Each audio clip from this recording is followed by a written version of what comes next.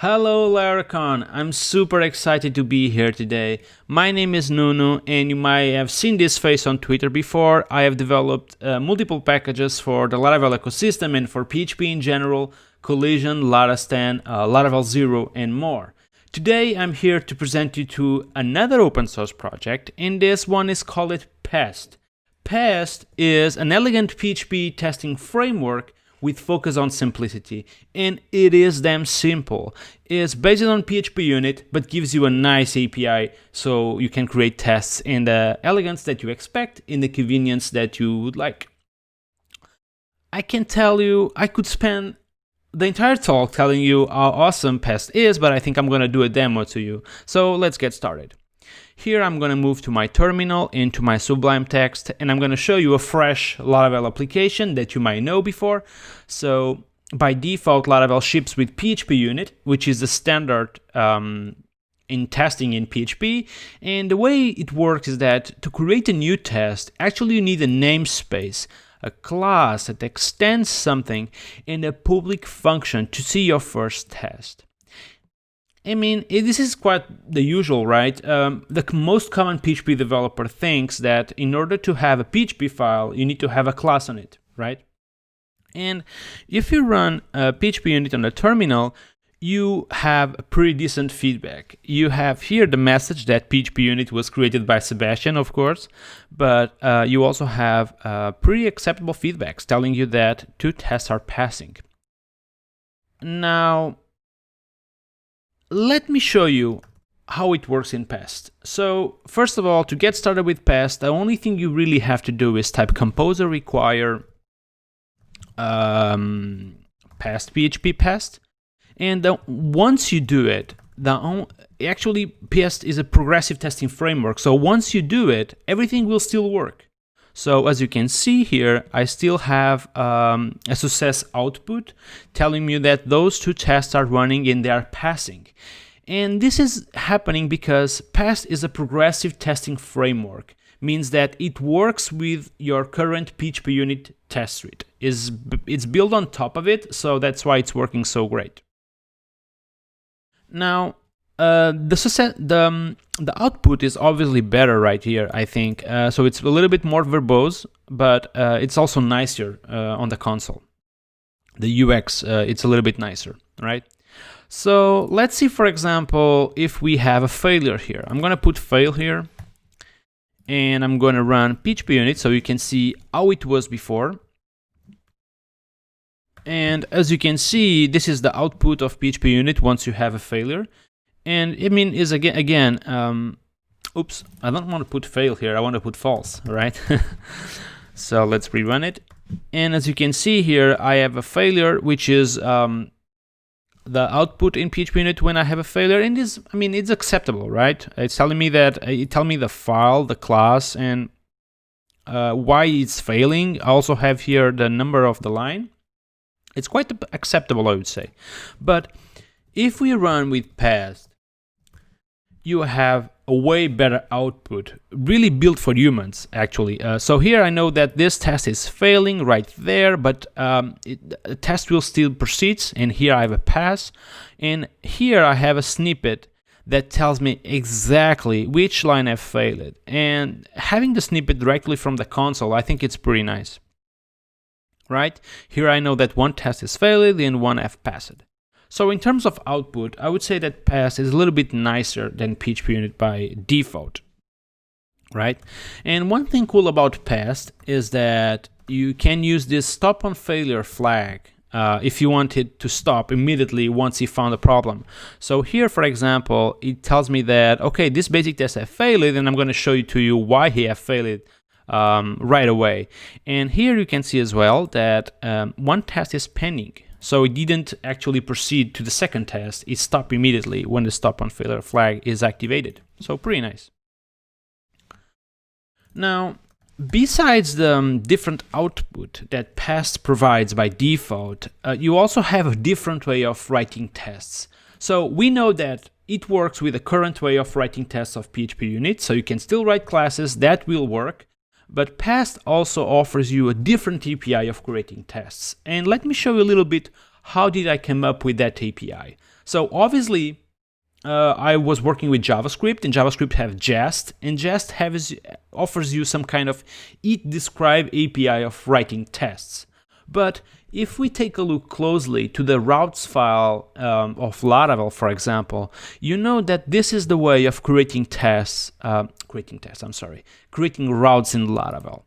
And I found this way very, very elegant. You get this and you give that. So I don't know, I found it very elegant by default this. Imagine if you had to create a class in a namespace that extends whatever just to create your routes file. So it would be a mess, right?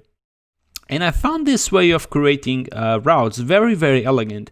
And I thought, let me try if I can have a tests API that looks similar to this. Very, very elegant. So let's move on again to this unit test. And let's try with Pest having this exactly same test. All right. So the only thing you have to do is really copy the content of the test, remove all of this boilerplate to the beginning, and write test basic, which was the name of our test, pass a closure, you copy paste the test, and you close it here. You run the test in your terminal, and as you can see, it still works in exactly same way. So this test of just 3 lines is the equivalent of the huge test in PHP unit that you saw just before. Now, we can go a little bit further with Pest. So for example, here, the assert true is actually available globally. So I can remove this variable right here, and this will still work. Pretty nice, right? Obviously, if I have a failure, everything will work as expected. So it's pretty nice. Now, again, we can go even more further using higher order tests. And this is probably my favorite feature in Pest itself. And that means that if you don't pass a closure, you can chain the assertions just after the first method. And this will still work as expected. And take a look.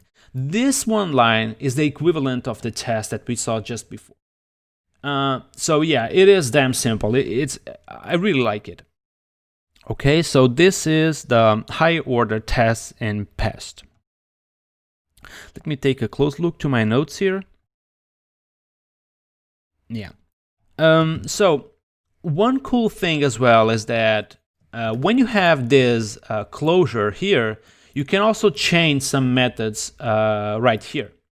And one of them is the skip. So for example, if you want to skip this test because, it's failing or whatever, you can just pass this method skip.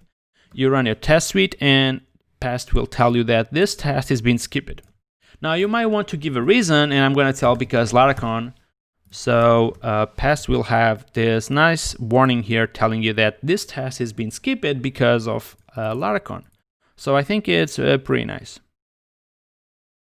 Now, also something is that you might want to run this test with multiple data, all right?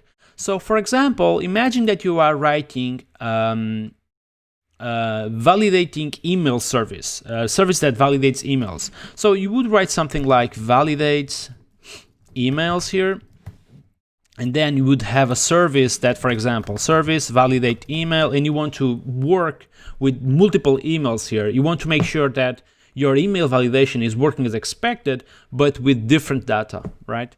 So what you can do here is that you can use data providers like you used to do in PHP unit.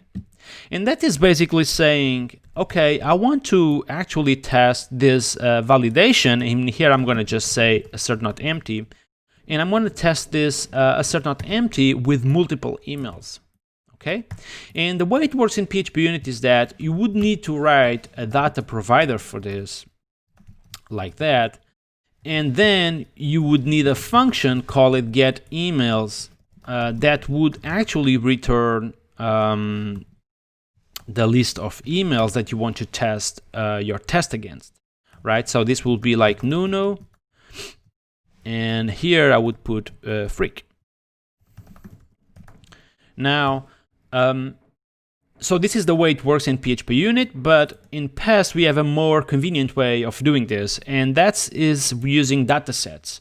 In datasets, it's really just this with method that you can say, hey, test this with the list of emails I'm going to provide to you.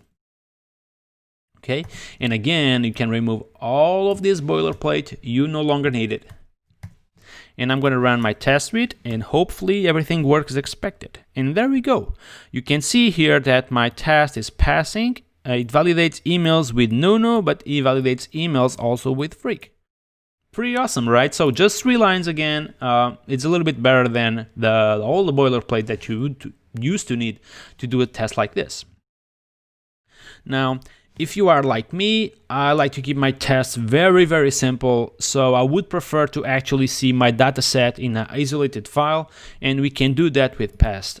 So I can type, for example, artisan pest dataset emails. And this will create me a new file within datasets here. And I'm going to go there and let's take a look. So here I have a emails.php, and that emails.php contains a new dataset with the ID emails, and this is the content of my dataset. Keep in mind that I can do lazy loading here, I can do an iterator, I can use yields, so it's pretty nice, right? So what I'm going to do here is that I'm going to copy the content of my emails and I'm going to copy them into this dataset. And once I do this, I can actually now specify just my dataset ID and even share it with other tests if I want to. Now I'm going to run my test suite, and as you can see, it still works as expected. Pretty nice, right? So just 3 lines to write a complex test just like that. Okay, so yeah, so far we have been in this unit folder that works with the PHP unit base class, let's say, right? So far nothing is kind of related to the framework, to the Laravel framework itself.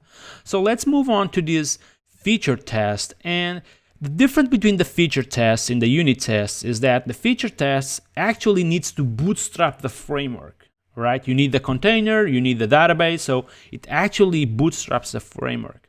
So when I come here, I see that, for example, I'm using this get method and asserting a status. So I'm kind of using the framework behind it.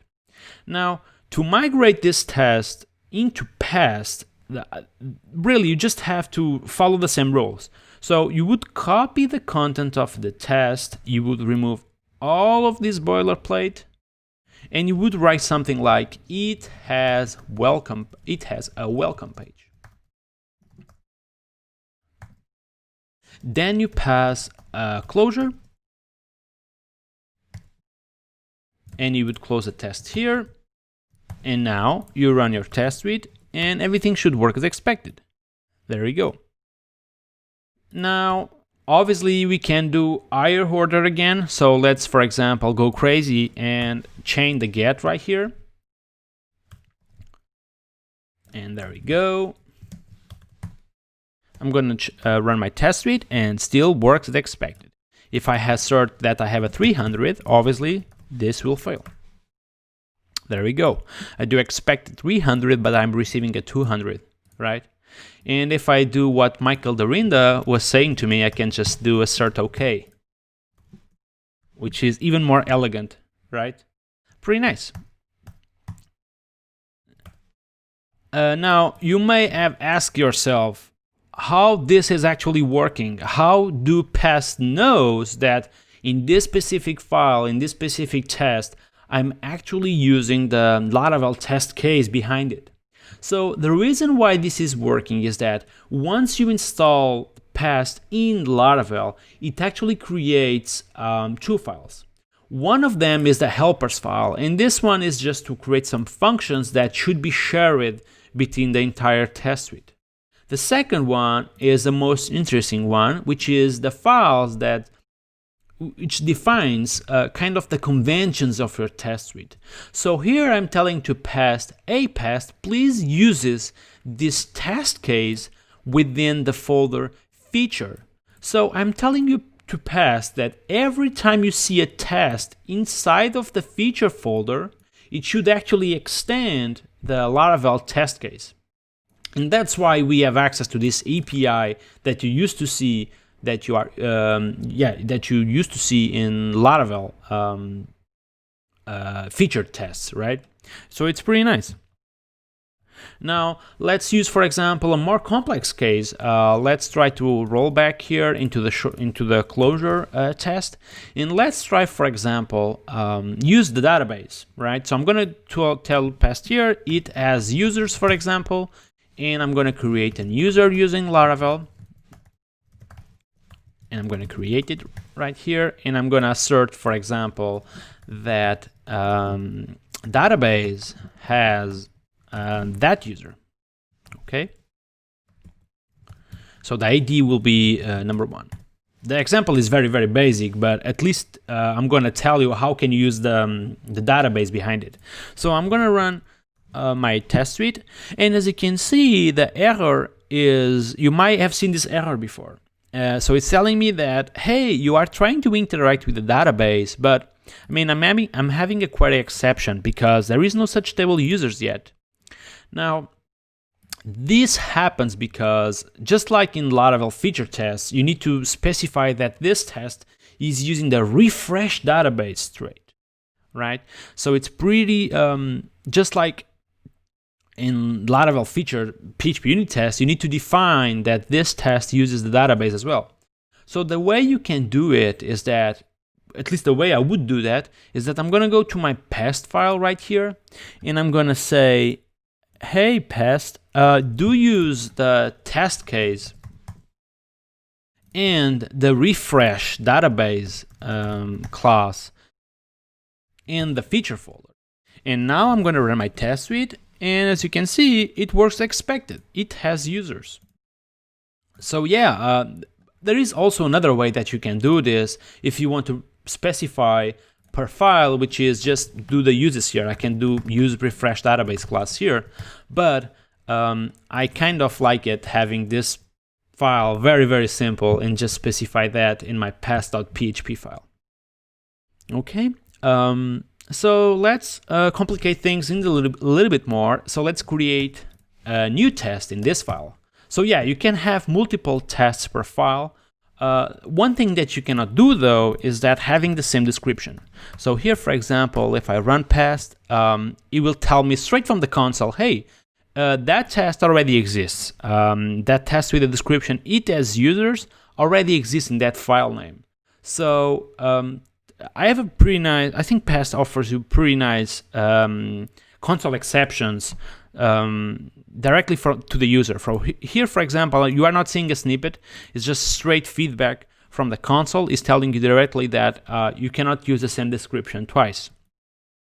So here I'm going to just tell Pest has users number 2, for example, and I'm going to run my test suite. And now it works as expected. But something that you might have seen here is that we are kind of creating a user before each test. So why not refactor this to our setup method? Because in PHP unit, something that you could do is that you could say, hey, before each test, let me configure this setup method that will be executed before each test. But in Pest, you can do it even more nicer, I would say. So you can just say, before each, do run the factory to create a user. And then you can remove the factory here and also the factory there. And everything will still work as expected. Pretty nice, right? Now, obviously, you can go crazy. And that's the way I like to use Pest. It's that I like to take it to the limit. So my test is very, very, very simple. So I'm going to remove the closure here and I'm going to do high order tests, right? So it will look like this. And I mean, take a look at this file. It's so small, right? Writing a test like this in PHP unit with classes, namespaces, and all that thing would be like massive, right? So I'm gonna run my test suite here.